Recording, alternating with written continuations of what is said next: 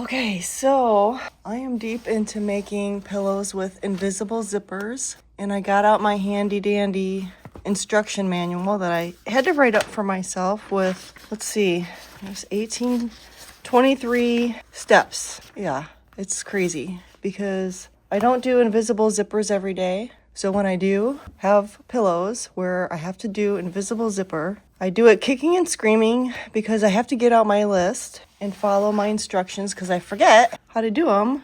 And that's the whole reason I made this little list, well, this long list with pictures and everything, because I forget. And so I had to kind of like warm myself up before I even started filming the steps and the actual sewing of the zipper because I was scared, basically, and I didn't want to screw it up. So now I'm kind of practiced a little bit, and so I have one ready to go here, and eventually I'll go back and film how I got to this step. I'm gonna just start sewing this one and explaining what I'm doing. So here goes. I have the slide on the zipper, which is also difficult.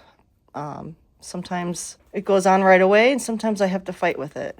But anyway, you want to get that slide on there and then put a pin at each end so the ends don't come apart. And by the way, you see how this is longer than the pillow? You want to cut your zipper longer than the actual pillow because you have to start the slide behind where you're going to start sewing. And so the marks I have here in pencil, that's where I'm going to stop sewing.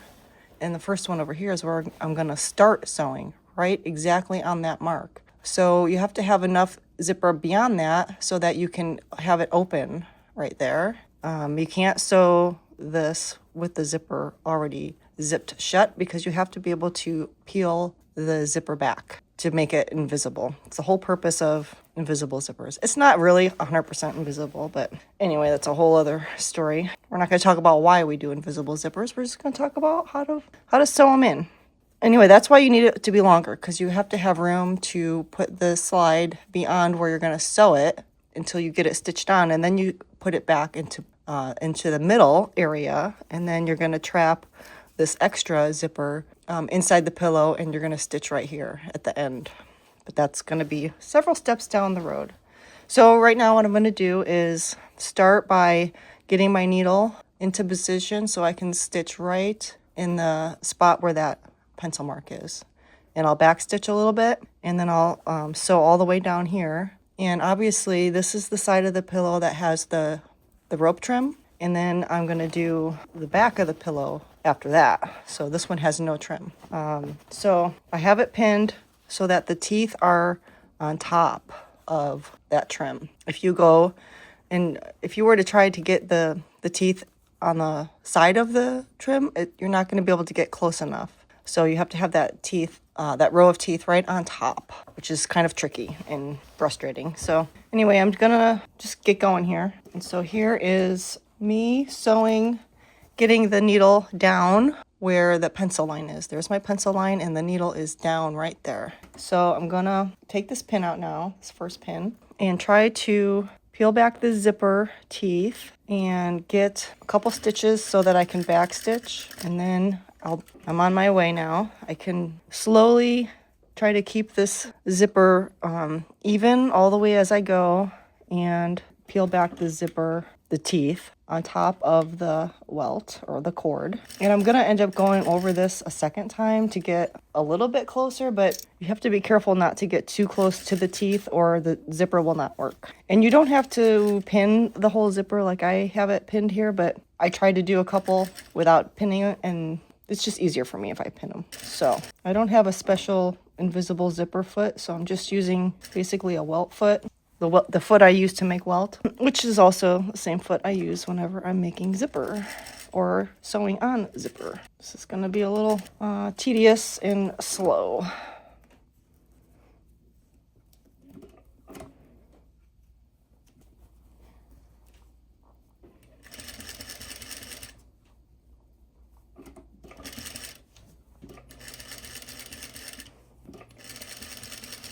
So once I get to the other end with where the other pencil mark is, I'm going to stop right on that pencil mark and backstitch, just like I did in the beginning. And then I'll go over this again, just to try to get it slightly tighter.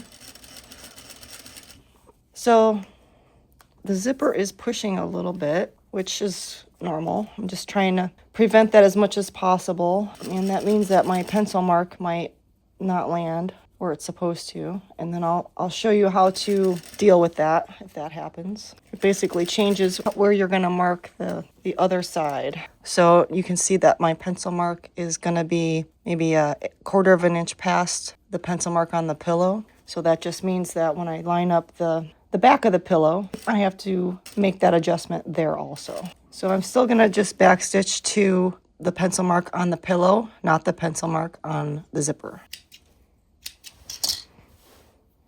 And then when I line it up to the back, you'll see how I adjust that. So now I can go back to the beginning. I'll show you how this looks. If I peel it back, it's pretty good. I'm trying to cover up any stitching of that cord, which won't really show when the pillow is in here and stuffed. But I also want to cover up more of the zipper, even though it's a pretty cool color that coordinates with the pillow fabric. I just don't want to see too much of it. And again, you don't want to sew too close to the teeth, so there's a fine line of how close you are going to want to stitch to your welt cord.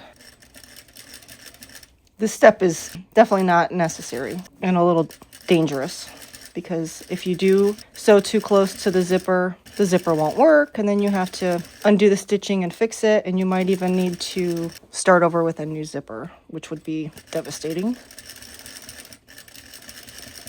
I don't even think I'm getting much closer. Some of the zippers I did yesterday, this was a worthwhile step because I was getting a lot closer, so I might have just gotten close enough on the first pass this time. And that's another option, is maybe you do your first pass as a basting stitch and you don't get close on purpose, and then you go back a second time and get closer. So I basically got close enough the first time I didn't need to do that. But you can see in a couple of places where, like right there, my stitches are a little bit closer. So I guess it was worthwhile. Okay, so that part is done, and you always want to cut off any extra thread, because the threads, if they get stuck in the zipper, it will impede the function of the zipper and it won't work. So let's test it right now. I think that's one of the steps on my long list of steps, is after you sew on the first side, test it and make sure that it works. Because if you, like I said, if you sew too close, it's not going to work. So that works really good all the way through, and you can see I have a pretty consistent space. My zipper teeth are consistently the same amount away from the cord. So that looks really nice. I'm going to open it back up so I can get ready to work on the other side.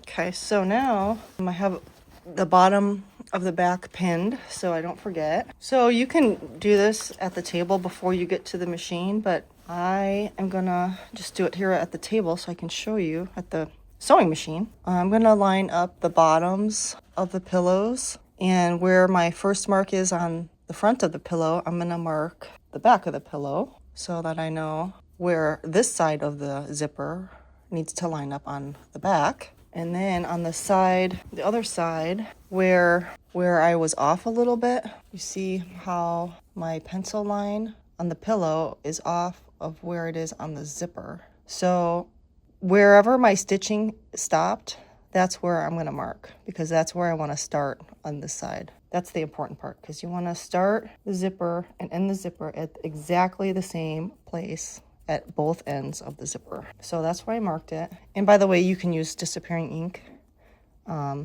if you don't want to see those little marks, but they're going to be on the inside. Nobody will see them, and that's why I'm using pencil. So now I know that that's where I'm going to start my stitching.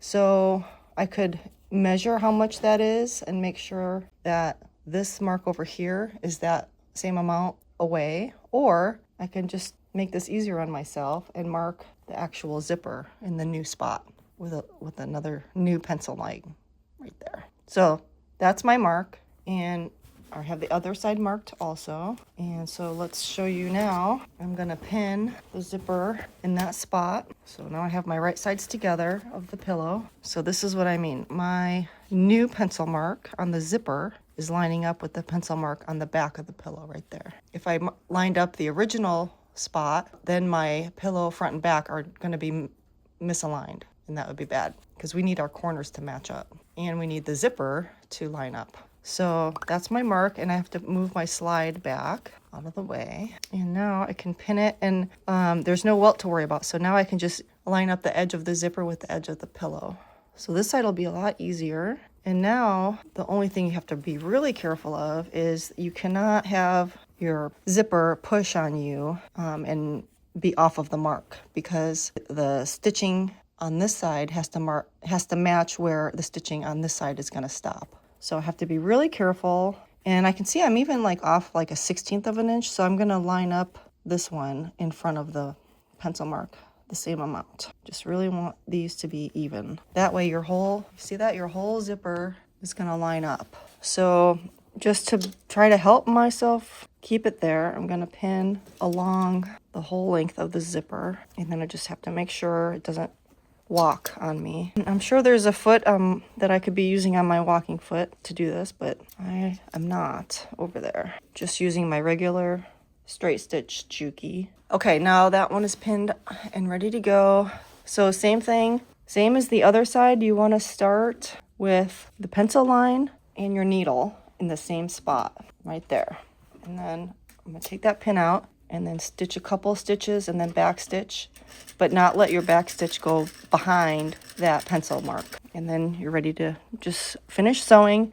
And see how this is so much easier. I can just fold that zipper open. There's no welt in the way, but still you don't want to get too close to the teeth. So I'm not sewing right up onto the teeth. There's kind of like a little, if you look real close at the zipper, there's kind of like this little line right here. That is a good guide to try to aim for your stitches. And that way that keeps the teeth out of the stitch. If I was to sew way up here, that would be too close and the zipper wouldn't work. So I think most invisible zippers have that kind of grain line. So look for that when you're attempting to sew the invisible zipper. And then this one on this side, because it is easier and there's not that welt in the way, I'm gonna just sew the zipper one pass. I'm not gonna worry about getting any closer because I'm gonna get it right where I want it the first time. So if you were to sew way over here the first time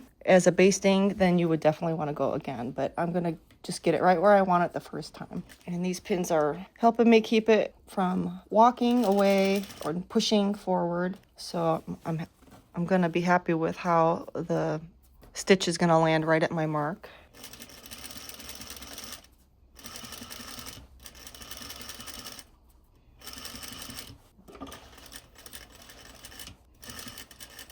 Okay, so I'm almost there. I'm gonna take this last pin out and then go slow so I don't go past the mark, and then back stitch and cut that thread real close. So now you can see that those pencil marks are lining up, and my corner is also gonna line up really nicely. And then try to keep that pin in there for a minute. Let's see how it looks over here. So you can see my corners line up over here and the stitching is lining up top and bottom, even though my mark on my zipper is beyond, but they're beyond the same amount. So I made that adjustment on this side, and now I know my zipper is lining up and the corner is lining up. And again, we're gonna test the zipper before we go any further. I'm having a little hard time. I might have gotten my first stitch too close. Gotta turn it this way. Oh, I see some thread in there, so that might be the problem. I forgot to cut my thread over here. Make sure we get it out of there. Okay, let's see if that was it. Yep, that was it.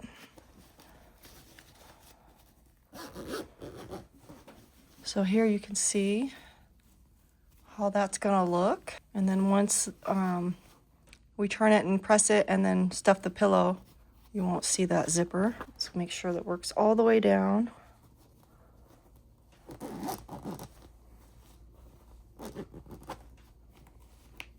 Yep, looks good. Flip it this way.